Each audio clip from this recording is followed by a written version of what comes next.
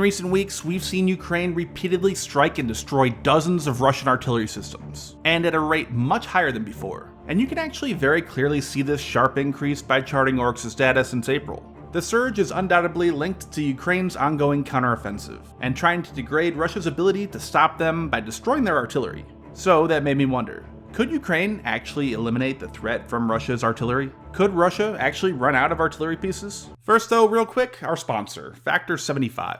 They're from the same company that brought you HelloFresh. Now they have easy, ready-to-eat meals. They're super convenient, there's no need for prep, or all the dishes, or all the mess. Just a few minutes in the microwave, or a few extra minutes in the oven gives you an incredible, great-tasting meal. And it's extremely flexible. They have dozens of meal choices, including things for vegans, keto, calorie smart, and more. And it can even help save you money ordering food deliveries. I know that half the time I order delivery, it's just because I don't want to have to cook. I tried several of them, and so far my favorite was the grilled filet mignon with Parmesan shrimp. Honestly, for being a quick microwaved meal, I was really impressed just how fresh and flavorful it was. And every week, they have a huge number of meals you can choose from. This here is all just their meals for this week. So use my link, or go to go.factor75.com and use my code POGCABALJUL50 for 50% off your first box. Once you click, my description will live update to count the number of purchases. So make sure you go over and check them out.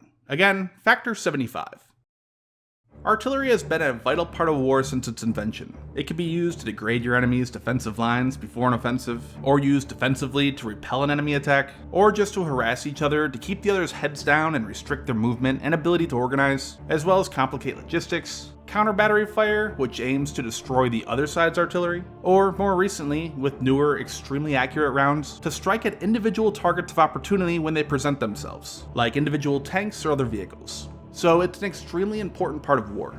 You need artillery, and you need a lot of them. Along with that, artillery shells, which is something that seems to be in short supply on both sides. Also, the logistics and maintenance. Barrels, for example. Barrels need to be replaced pretty often. After firing 1,000 or so rounds, they begin to degrade and things like accuracy will suffer, and they could even fail catastrophically.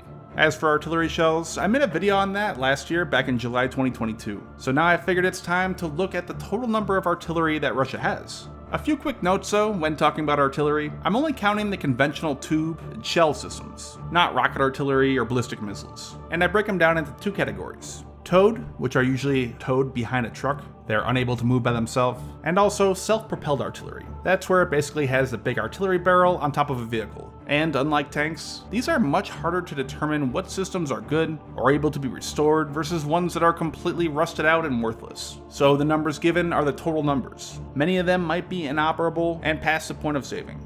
So first up, the 75th Arsenal. And right away, it becomes real difficult to count. I'm not sure why I thought counting artillery would be easier than tanks. The 75th is the only one that I couldn't get better satellite resolution of, but it appears that there really hasn't been any changes in the numbers. About 100 towed and just under 500 self-propelled artillery systems pre-war and as of the 13th of June 2023.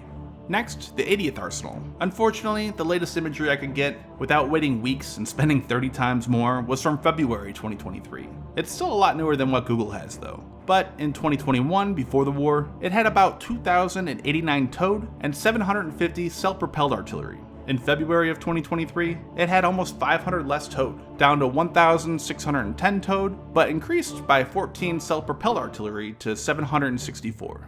Then, the 94th Arsenal. This site is massive, and it's been around since the early Cold War. Here it is in 1966, 79, 84, 2006, and finally here in 2021. In 2021, before the war, I counted 1,445 towed and 1,752 self-propelled. In June of 2023, it had just 159 towed and 1,272 self-propelled. So a big drop. Now an important note real quick, a lot of those towed are smaller mortars, and I went back and forth a few times trying to decide whether to count them or not, but decided since that they are wheeled and towed, I put them in. The smaller, man-portable mortars I did not count, at any base. The 120th Arsenal was a nightmare to count. I mean, look at this mess. It's hard enough to tell if even something is there, let alone identify it. But to the best of my ability, I counted 820 towed and 470 self-propelled back in 2021. Then, only 470 towed, but 506 self-propelled artillery in April 2023. A lot of the self-propelled though in 2023 look like they're in much more rough shape and scattered around as if they're pulling spare parts from them. Another site is an artillery and missile storage site in the middle of nowhere in central Russia. In fact, I haven't even been able to find its current name, but it was actually one of the world's largest chemical weapons depots. Between 2009 and 2015, those chemical stockpiles were destroyed, and Russia started using the newly emptied depot to store artillery. On top of not being able to find the name, there's also no recent satellite imagery available. Google Maps has the latest, and it's from August 2022. So unfortunately, these numbers are nearly a year old for this site. The site has no self-propelled artillery, but it is the absolute king of towed artillery. Before the war, it had 4,741. On the 30th of August 2022, it was down to 3,427, so another real big drop. The 243rd also dropped, from 975 towed and 527 self-propelled to 485 and 515 respectively as of the 12th of May this year. Then finally, the 7020th. This also saw a big decline, from 760 towed and 804 self-propelled artillery pre-war to 279 towed and 611 self-propelled in imagery from the 11th of May 2023. There are a few other smaller arsenals with artillery, but too few to justify buying imagery and wasting your time. Things such as the 109th that is mostly rocket artillery, but it shrunk to just 70 in 2023 from its pre-war 215 towed. An arsenal west of Chelyabinsk with another 300, down from roughly 400 pre-war towed, and many more smaller ones that all add up to roughly 800 towed and 300 self-propelled back in 2021, down to 600 and 250 in 2023. So, tally it all up, that leaves 7,500 towed and 4,408 self-propelled artillery systems that Russia still has remaining.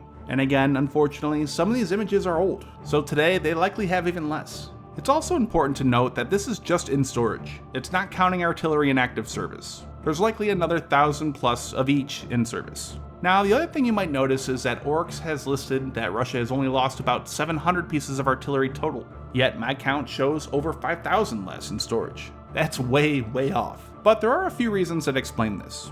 One, artillery is more likely to be undercounted by Oryx, who rely on visual confirmation. Artillery is often much further back from the front line, unlike tanks for example, so there's less chances of getting images of it. Also, Russia likely began pulling much more artillery pieces out of storage, not just to replace losses, but to also bolster their numbers in areas where they're needed. And then likely the biggest reason explaining this is that they've been scrapping those in storage for spare and replacement parts, such as barrels, which I mentioned don't last very long. Estimates vary, but Russia firing thousands upon thousands of artillery shells every day means that they could be having to replace a dozen or more barrels every single day. And while Russia is building new barrels, they likely are constantly scrapping more and more from storage. And it appears you could even see this still happening in the satellite imagery. Before the war, they were mostly kept in neat rows and columns, but now they're much more scattered around. It's likely they're being pulled to either make operational again, and others to rip parts out that they need.